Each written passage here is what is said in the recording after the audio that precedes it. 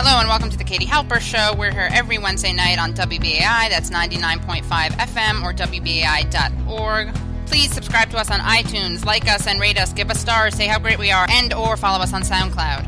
And we are bringing you an exclusive interview with Jane Elliott. You may have heard that rapper and Bernie Sanders endorser Killer Mike made a terrible mistake on Tuesday night during a speech at Morehouse College in Atlanta, when he quoted a quote-unquote woman who used the word quote-unquote uterus. Twitter and several media outlets blasted Michael Render, a.k.a. Killer Mike, for sexism. Interestingly enough, most of them didn't bother to explain what he was really saying or who the woman he had cited was. Turns out, feminist, anti-racist, educator, and activist Jane Elliott. Jane Elliott created the anti-bigotry Blue Eyes, Brown Eyes exercise in 1968.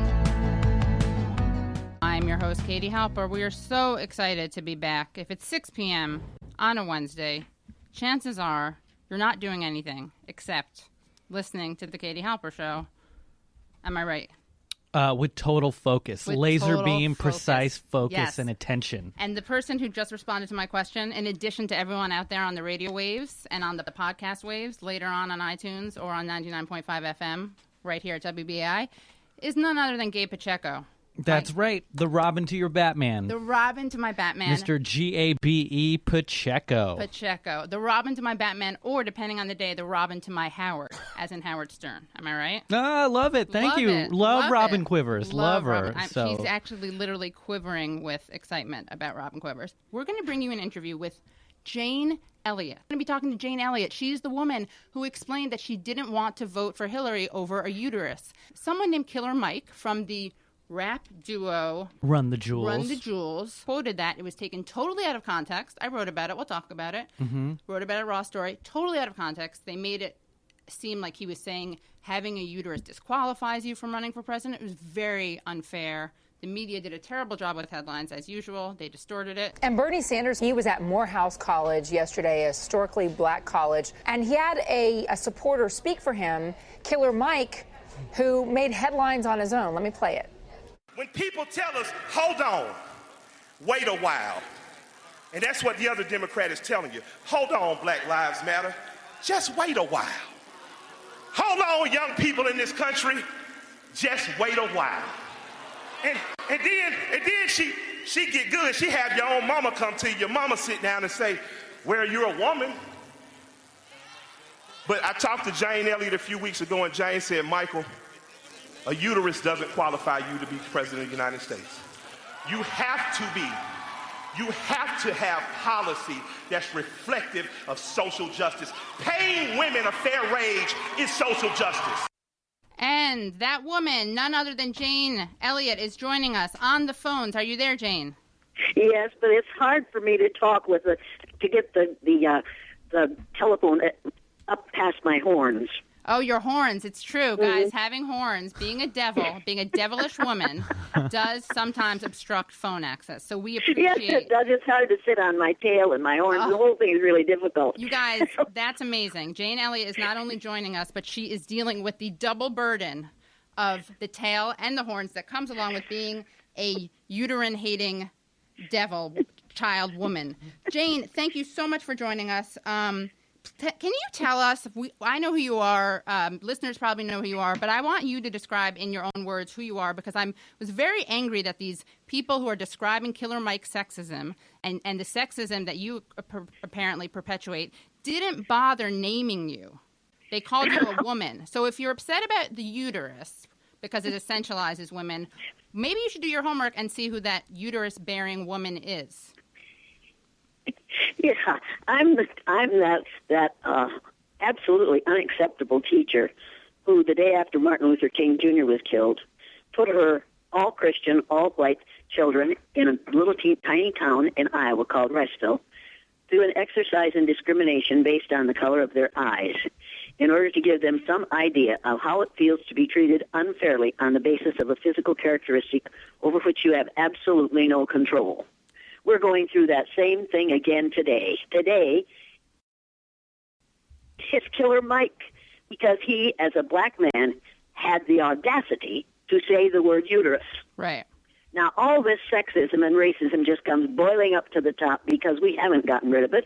We don't intend to get rid of it. Many of us make our living off it, probably myself included. Wow. However, that's honest. I admire that you just said that. I mean, I would never describe you that way, but it's not everyone who works in anti-racism who then acknowledges that they make a living off of racism. But, of course, you are someone who does that no one begrudges you the whatever money you make because you're actually fighting against racism, right? Oh, yes, they do. Oh, yes, they do. And they begrudge me. Oh, yes, they do, because they begrudge me that because I am fighting racism. Oh, right. We've got a huge population in this country that do not want racism changed. Right. We have indoctrinated people to the idea of white supremacy for so long that most of the population in the United States believes in that idiocy, and it is pure, unadulterated idiocy. Nice. Number one, there's no such thing as race.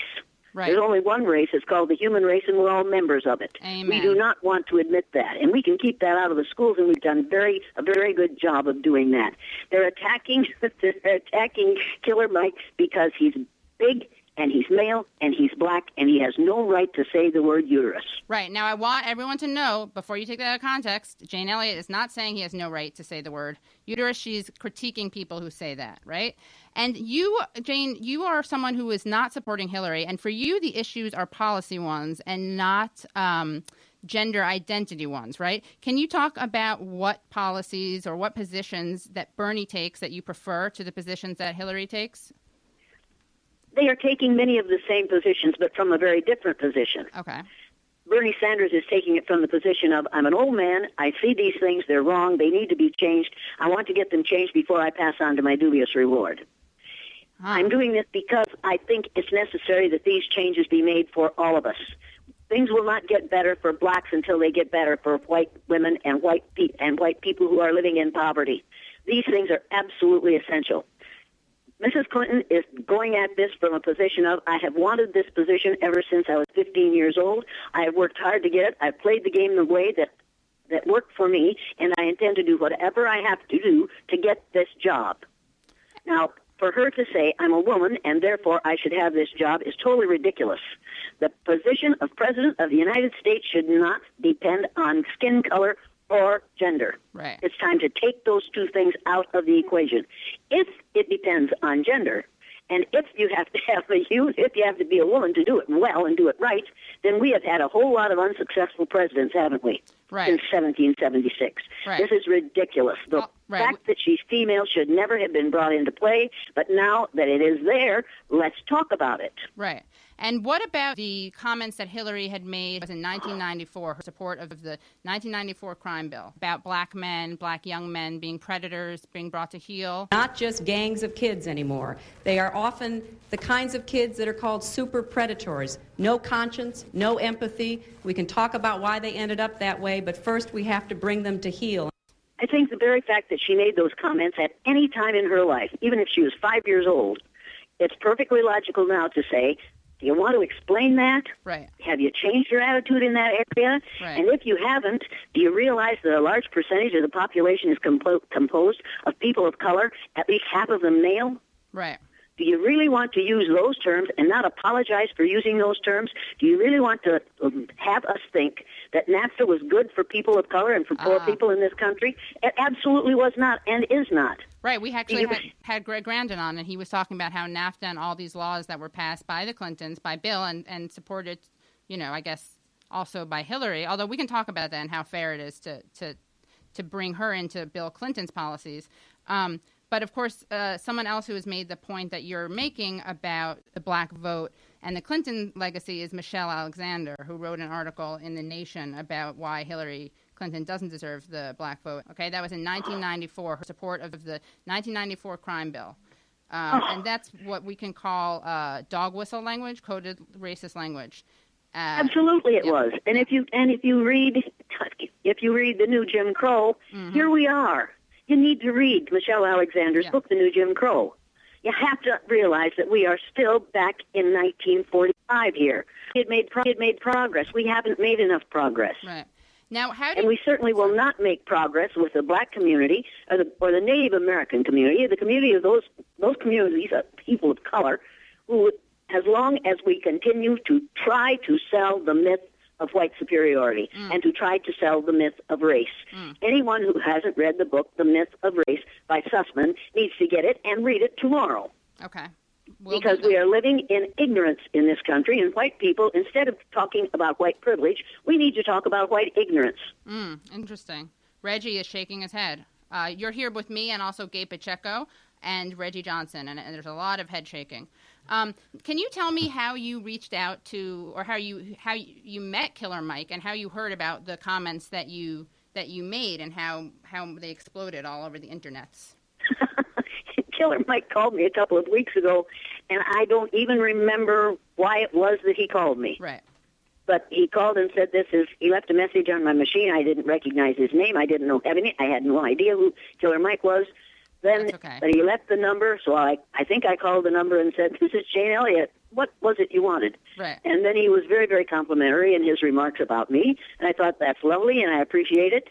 And when a person of color says to me that I know what I'm talking about, right. I'm extremely flattered, because I am white, and I have had to learn this the hard way. I've had to learn it the easy way. Right, exactly. I haven't had to live the way people of color have had to live in this country for the last 400 years. Right.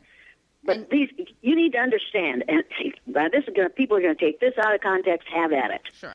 As far as I'm concerned, there's only one race, and we are all members of the same race. These black people and all these other people, because of the ignorance of white people who are being abused, are my brothers and sisters, and I have a hard time with people abusing and enslaving my relatives. I want it stopped. Right. And I want it stopped yesterday. But we won't get it stopped if we are electing people who make remarks like the kinds that have been made by the people who are running for the presidency right now.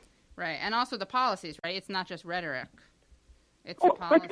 Insane policies. Policies that are going to take us farther and farther away from one another, separate us more and more. We've got more separation than we can stand right now. And it is not based on skin color. There's nothing wrong with skin color. It's based on white ignorance about skin color. Right. And, of course, it's an interesting thing that people are talking about these comments, right?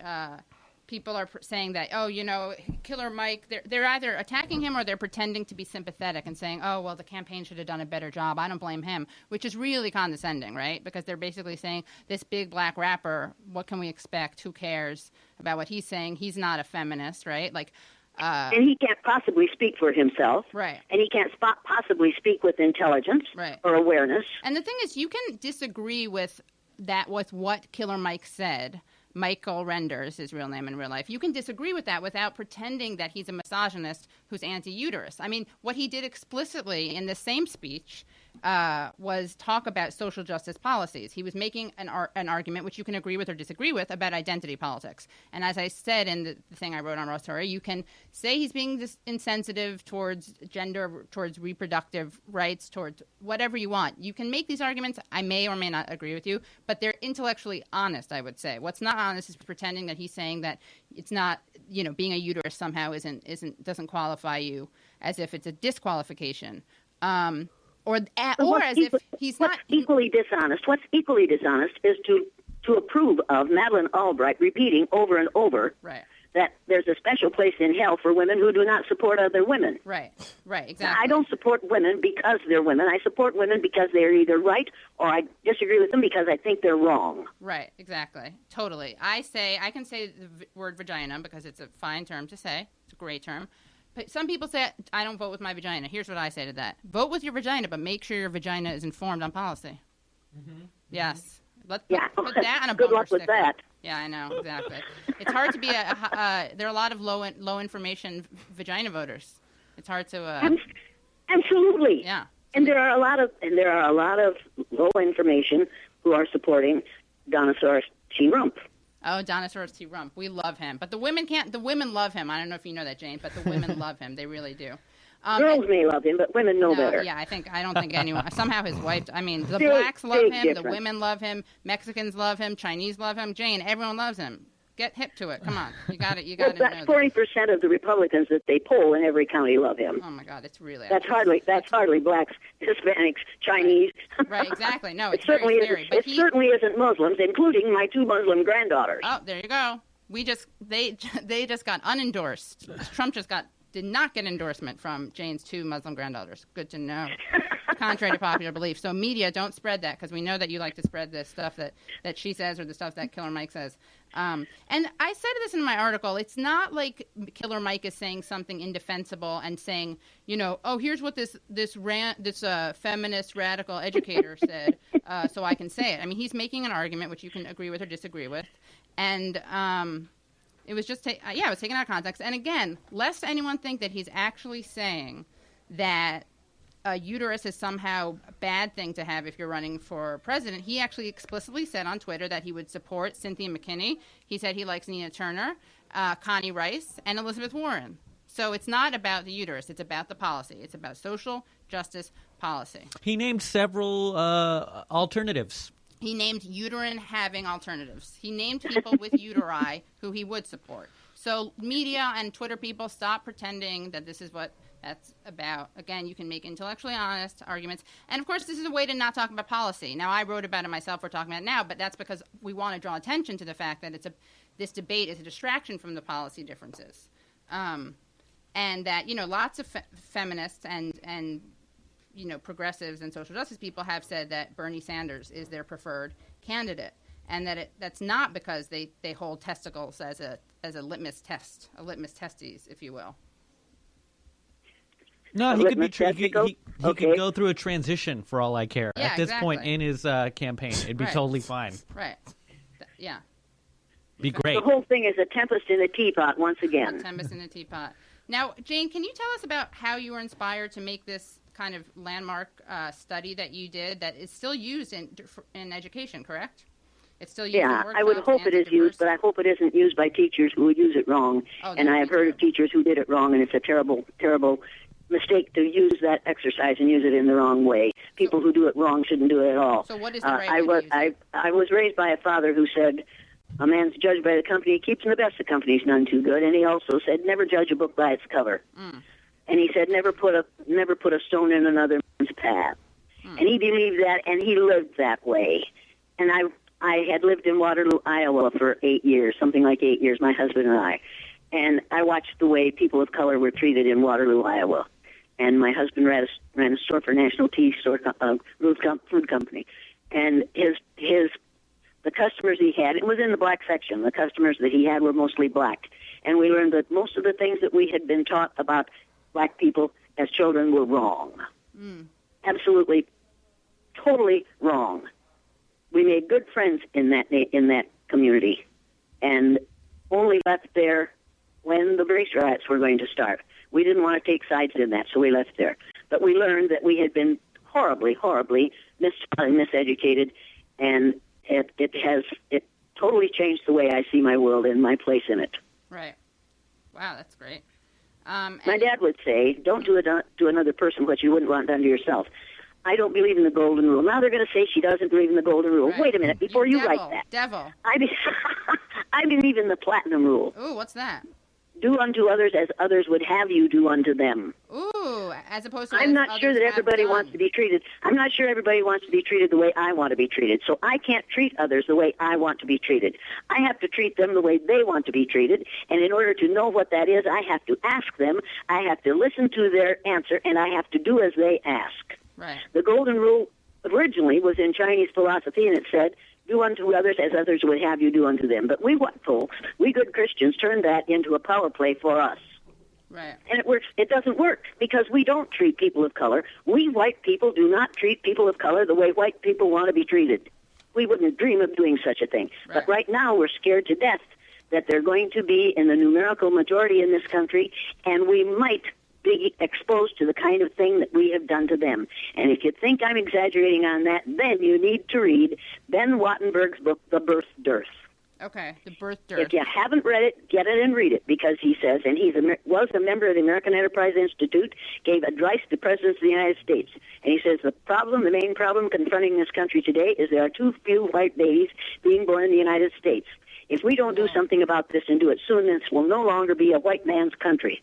He says the third solution that he has, and the first two are totally ridiculous, but the third one is the worst. He says the third thing we have to do is remember that 60% of the fetuses that are born in this country that are aborted in this country every year are white. If we could keep that 60% alive, that would take care of our birth dearth. Whoa. Now, does this sound racist to you? Whoa. Yeah, it sounds like the pro-life contingent has a kind of a racist strategy to it as well. It had that whole Planned Parenthood nonsense, destroying Planned Parenthood, and that whole right to life business is about white right to life. That's true, and they love life until the fetus or zygote actually turns into a human being, at which point they couldn't care less, and it's left to fend for itself, die without health care. And that mother becomes a single mother, and why are you a single mother? Why did you have a child out of wedlock? Right, and that's her. Yeah. And her punishment is to not be able to get an abortion and not get health, any benefits or food for her kids because she made a mistake, and that's so Christian, so Catholic. Right. So this whole thing, if you read Ben Wattenberg's book, you'll understand what this immigration business is about, and you'll understand what the right to life movement is about. And if you think that either one is about morality or about religion, you've got another thing coming. Well said. Thank you so much, Jane Elliott. Thank you for joining us. Come back on the show. If you're ever in New York, come over to the studio. And everyone, thank you for coming to listen to the show. We're here every Wednesday at 6 p.m. We're on iTunes. We're on SoundCloud. Make sure you go to give2wbai.org. That's give2wbai.org. So you can hear things like our exclusive interviews, and you can get great gifts like tickets in a film festival, and you can get great gifts like a greatest hits thing and package, and you can get a great DVD with Jay Smooth. You can get a great Narcomania. Really, there's no reason not to support the Katie Halper Show unless you're a homophobic person, a racist person, a sexist person who wants to imprison people and you don't believe in liberation, in which case just keep doing what you're doing. And we're going to go to hell in a handbasket.